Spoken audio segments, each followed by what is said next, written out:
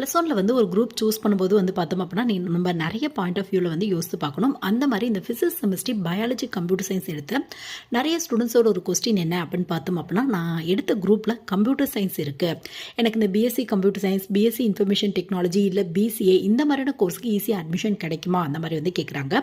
But அதுக்கான வாய்ப்புகள் ரொம்பவே கம்மியாக இருக்குது.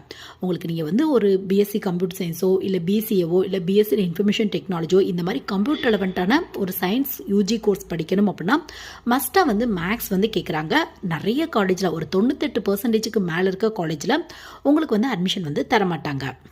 என்னதான் வந்து உங்கள் குரூப்பில் கம்ப்யூட்டர் சயின்ஸ் இருந்தாலும் கண்டிப்பாக வந்து மேக்ஸ் இருந்தால் தான் அட்மிஷன் அப்படின்னு நிறைய காலேஜில் வந்து சொல்கிறாங்க.